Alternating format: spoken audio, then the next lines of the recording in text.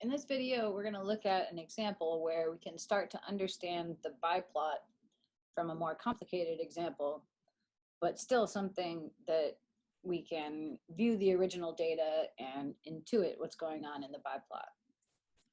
The data for this example will be consumption of food and drink across the UK. And these numbers in this table are the grams per person per week on average for individuals in England, Wales, Scotland, Northern Ireland for the foods and drinks along the rows. Now, we can standardize the rows of this table because, we wouldn't expect the grams of confectionery to be the same as the grams of meat or vegetables. We hope that people would eat more good foods than they did confectionery. So we can standardize this data and then look at a heat map and see how the countries are different in their consumption. For example, some of the things that might jump out: in Wales, much more likely to drink beverages and eat cereals. Also, sugars, fats, and oils are kind of highlighted in the column Wales, where everything else is blue or white. Carcass meat in Northern Ireland is more popular, along with fresh potatoes. So that information is exactly the same information we're going to reveal with the BiPlot, which is not to say the BiPlot is a better visual for this information. It's just, it will be for much larger data sets. So to start with, we're going to opt for the transpose of that table you just saw, where we use the rows to be the countries and the columns to be the foods. And this is just done with the transpose operation on the data set. So the head function just prints out the first 5 observations. Of course, I only have 4 here, so it printed the whole data set. And I'm reading this data set directly from my website. We can then compute the principal components of this data. And I recommend the PRComp function for this. And you just input the data table. You could specify a certain number of columns if you didn't want everything. Here, we want all the columns to go into the PCA.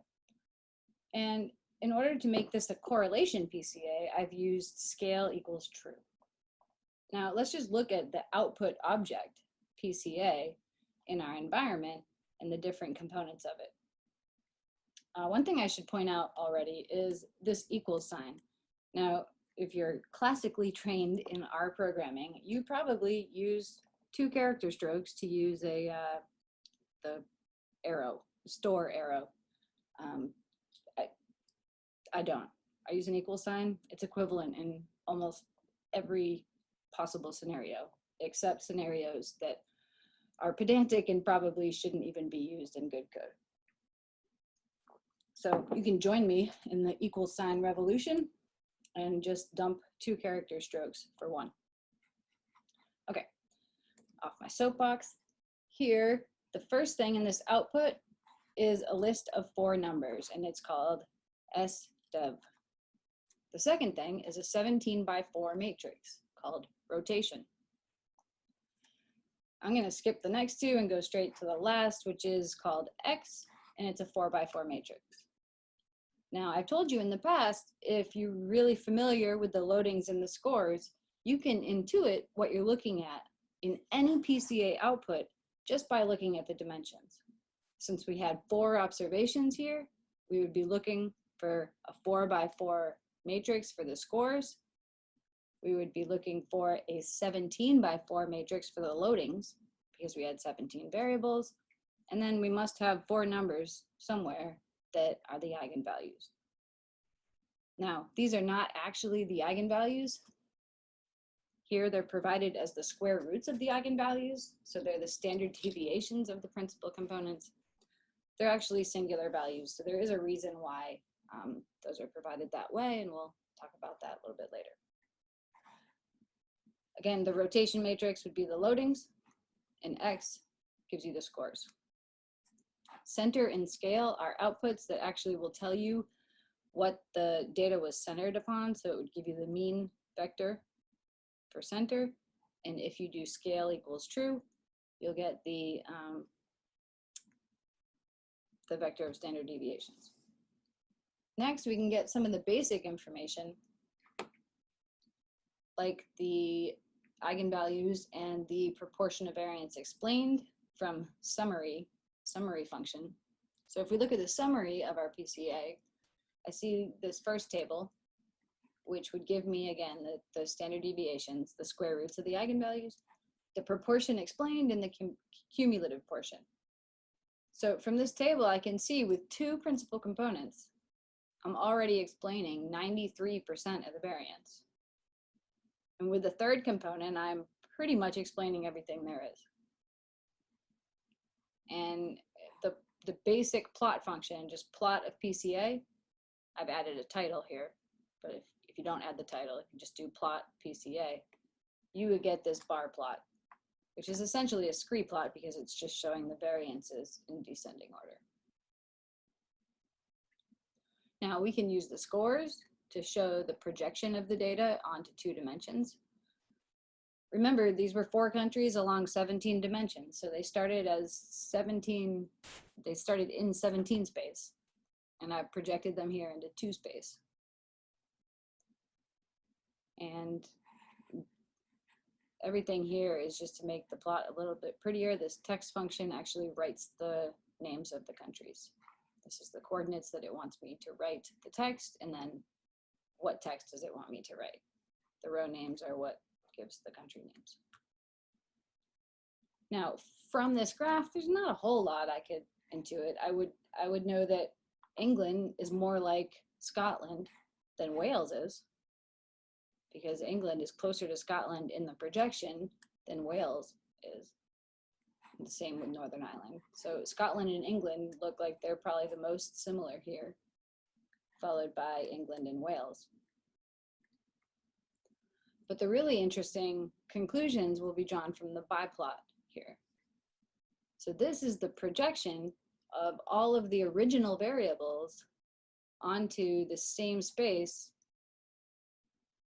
that the observations are projected onto. And so from this, you can understand the relationships between the location on this plot and the original variables. So to help me walk through this, I'm going to bring up the original data set heat map. And let's just start with processed potatoes. I can see that arrow is kind of pointing away from England, Wales, and Northern Ireland and towards Scotland. And if I look at my original table, I see that Scotland is much more likely to consume processed potatoes than the other 3 countries.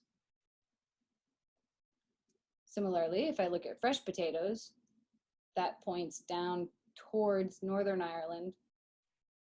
Wales is also kind of in that direction.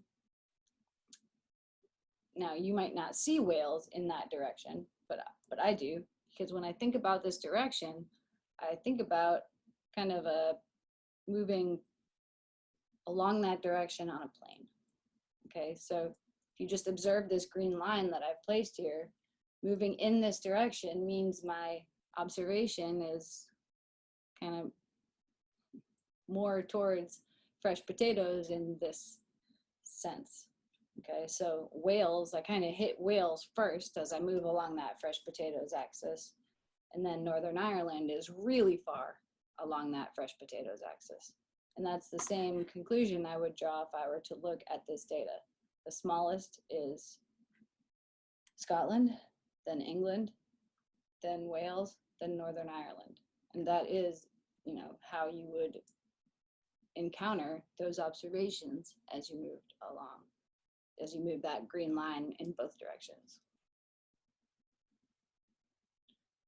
Okay, similarly, Wales.